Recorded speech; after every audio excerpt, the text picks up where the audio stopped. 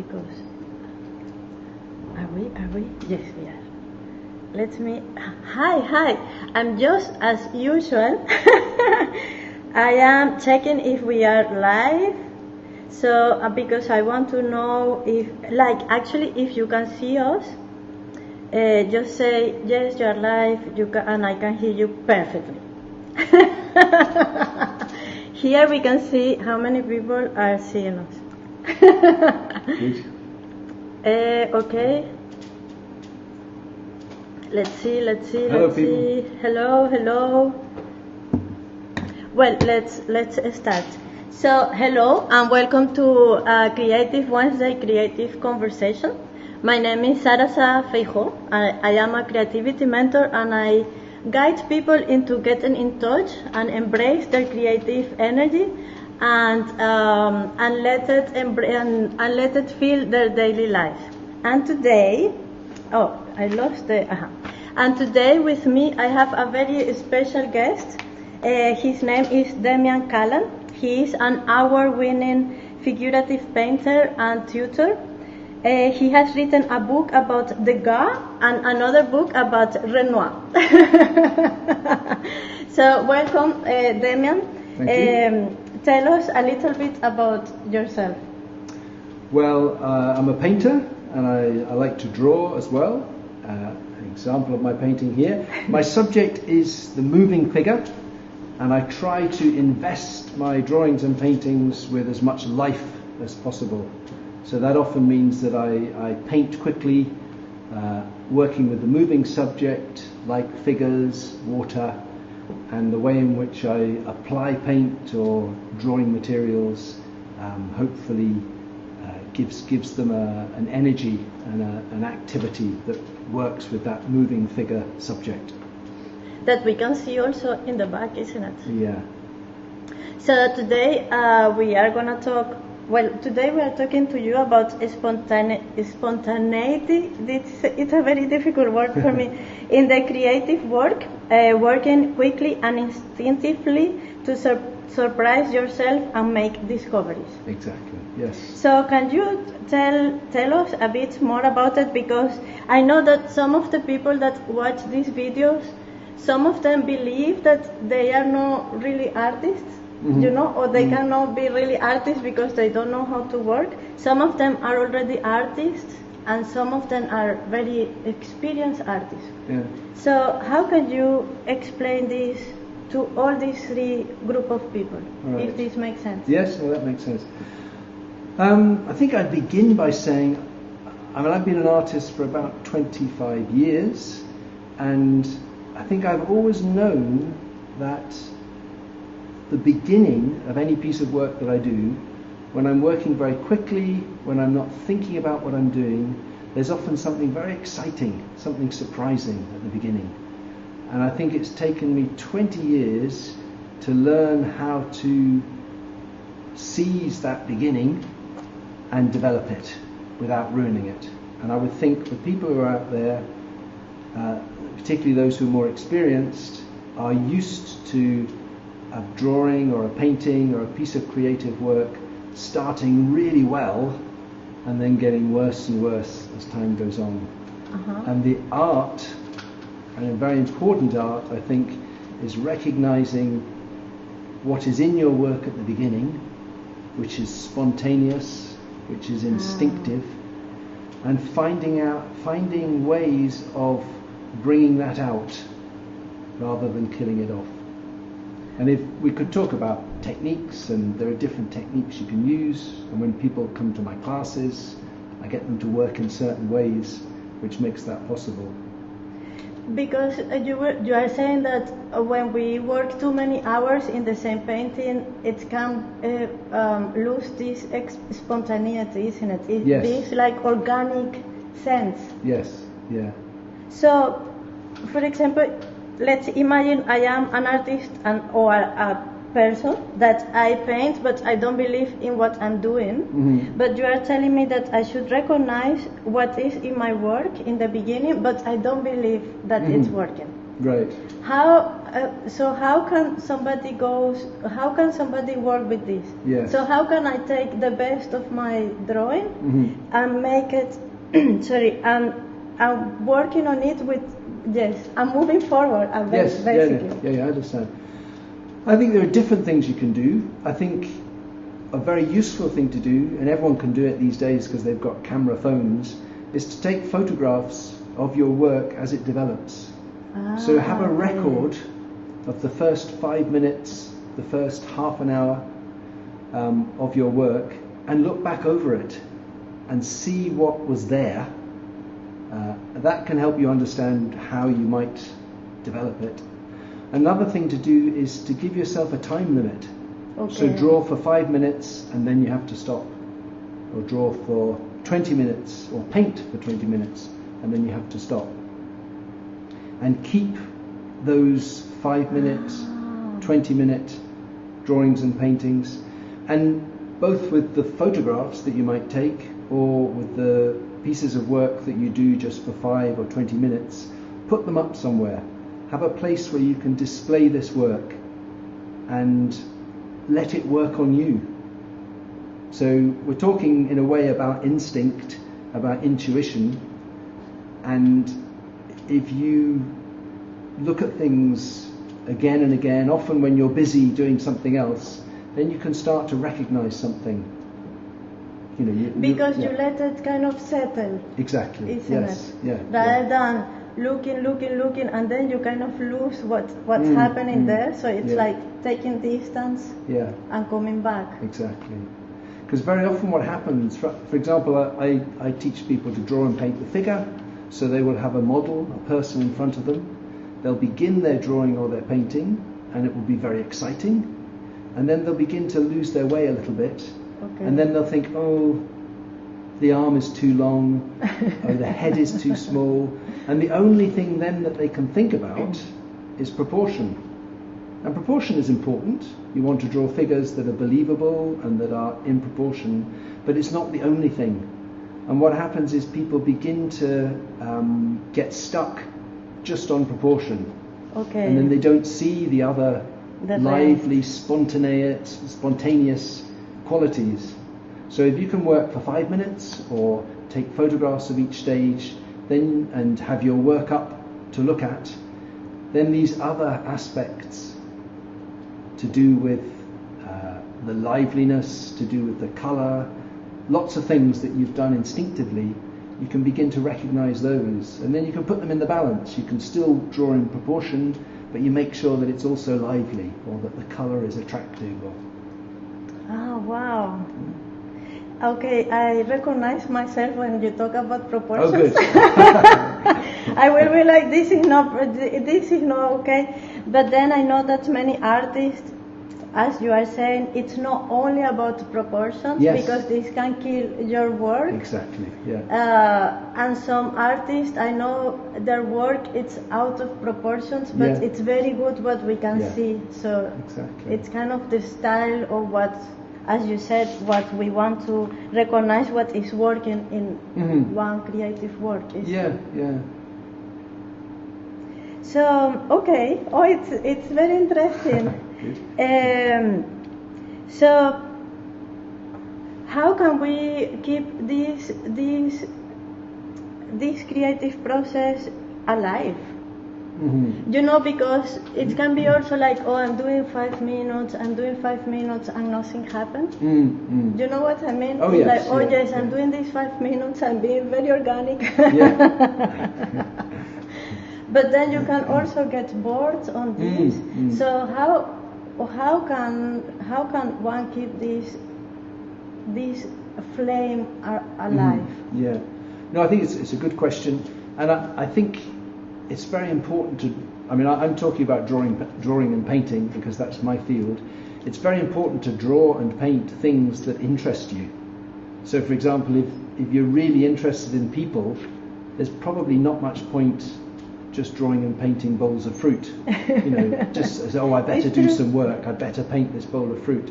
If it doesn't interest you, then it's not really going to bring out the best. So you have to get a feel for what your subject is, and for what interests you, so that you would like to find out more about it. You would like to spend the time, in my case, drawing and painting these things. But I think also there needs to be an element of discovery. Okay. So sometimes people say, oh yes, I want to draw the figure, so I'm going to go to a life drawing session every day, I'm going to draw the figure again and again and again, and they get bored. So yeah, there has to be discovery somewhere.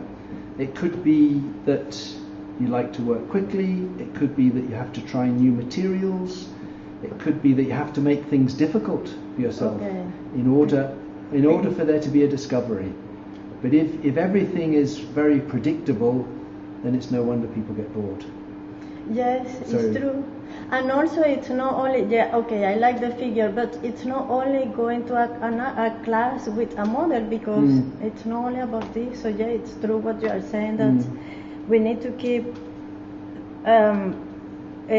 things interesting for ourselves. That's right.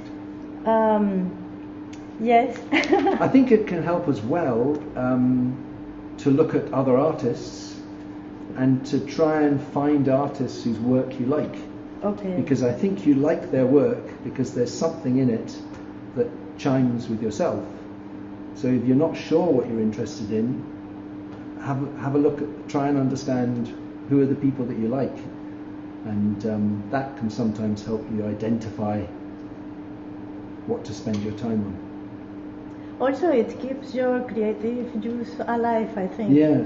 Because it's very inspiring to see other artists doing work that we feel resonates with our own values or universe, creative universe. So I was gonna ask during this process of keeping things alive and interesting for yourself, but still working in little periods of time, so that things are still fresh.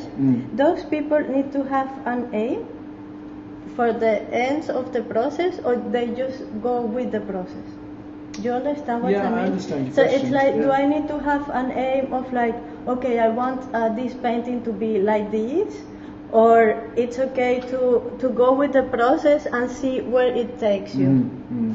I think you can possibly divide your time or divide your state of mind between the times when you're spontaneous, when you're intuitive, and the times when you're much more rational about what you're trying to do.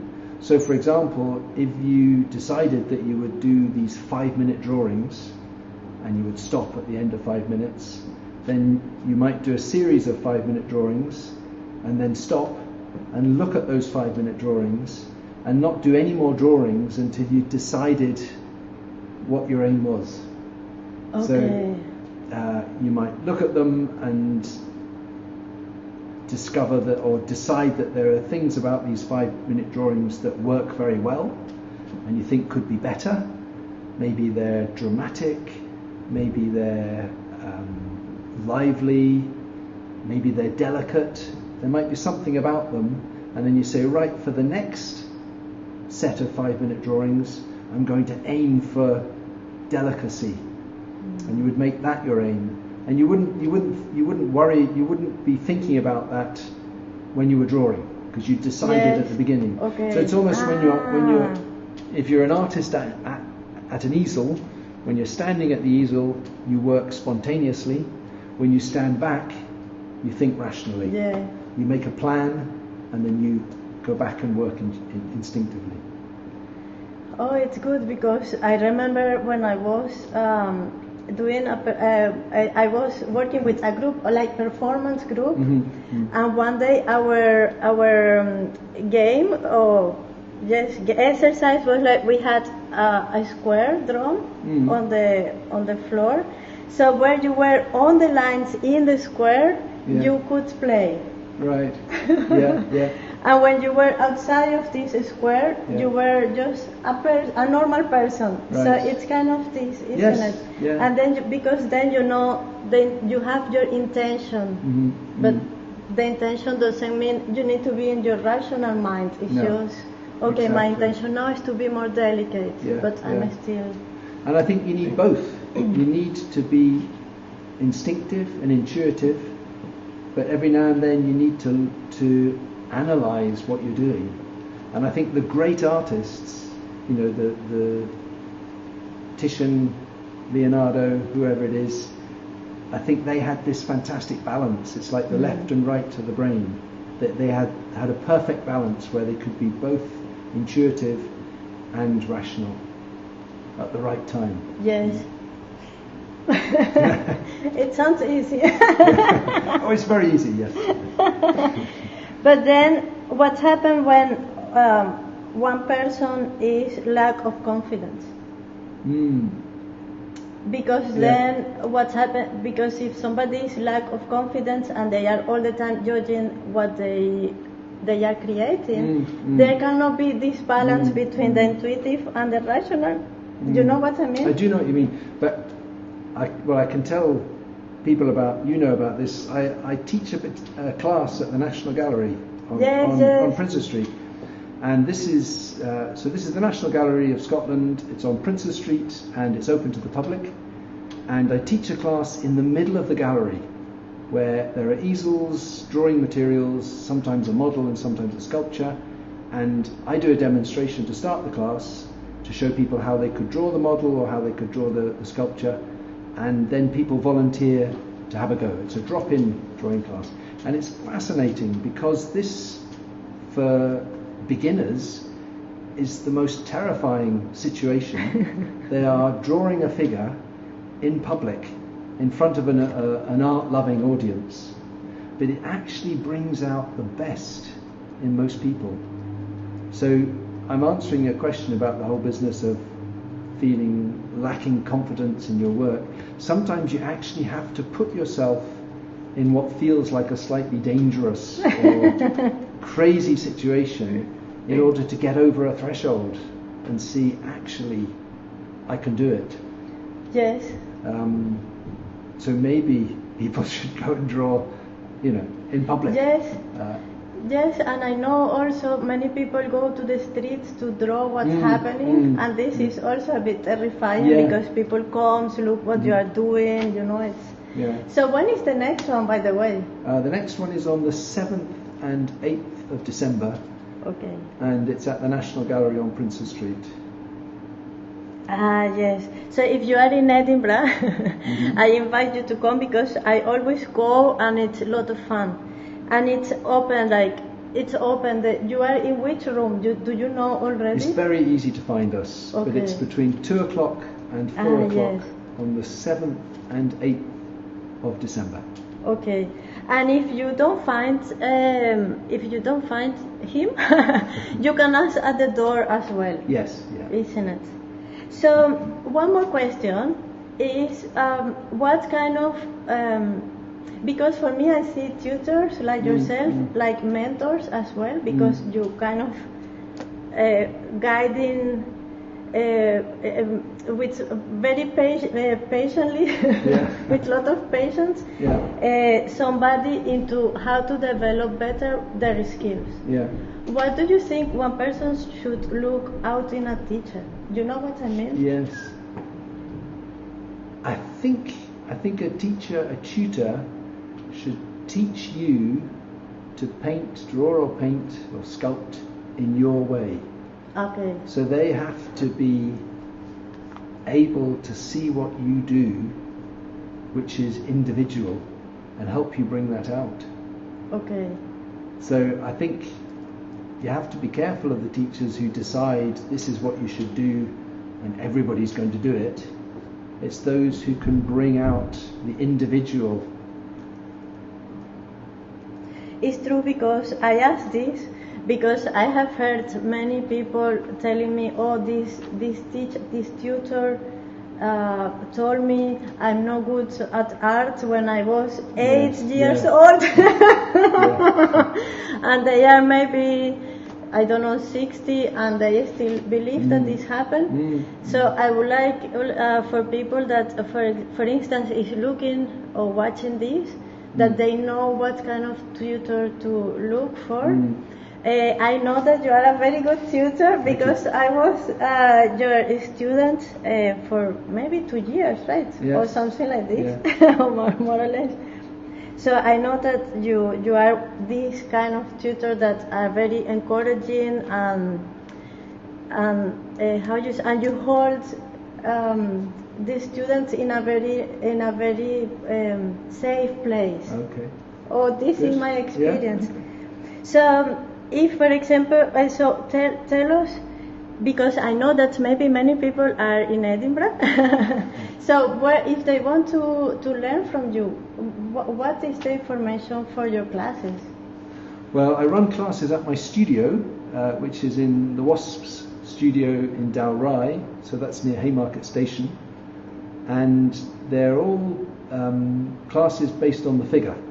So I usually have a model, usually a clothed model, who will sit or stand for people to draw and paint. I run a class on a Monday and a class on a Wednesday, and they run through the year. People sign up for a term. A lot of this information is on my website, which is www.damiancallan.com, and there's information about that. Or if you want to do it for free, you could go to the gallery. So actually, they could come to the gallery. Yes. And check you out. Check me out. Yes, see that I'm real, solid, still here. Yes, and have 2 hours of like your how you say this, your tutoring? Tuition. No, your tuition. Thank you. Your tuition. Yes, for free. Yes, and then at the taxpayer's expense. A what? The taxpayer is paying for it. Okay. So it's time to get your money back, taxpayers. Yes, and perhaps talk to you about your classes, isn't it? Yes, good idea. Yeah. So, because I think it's I think we are going to finish. Okay, by the way, if you are watching this and you like what we are talking, share it in your Facebook page or profile or with your friends so that they can learn a little bit. Also write us questions and we will answer you, either myself or Damian. So it's cool, yeah? Yes. So before we finish, what is something you will tell everyone? You know, everyone that's watching, what's something you would take about keeping up the creative work or believing that you can do it, or, you know, like keep surprising yourself, on these things that we are talking about. What will be one thing that you will say to people, if you want to do this, or... yes. I mean, I've probably said it already, but I think it's really valuable to work quickly and to work under a bit of pressure of time.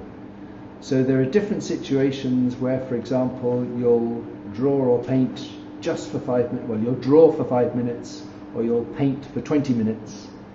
And if you have a model, then you can make them pose for 5 minutes or 20 minutes. Or it's also very good to go outside to draw or paint the landscape.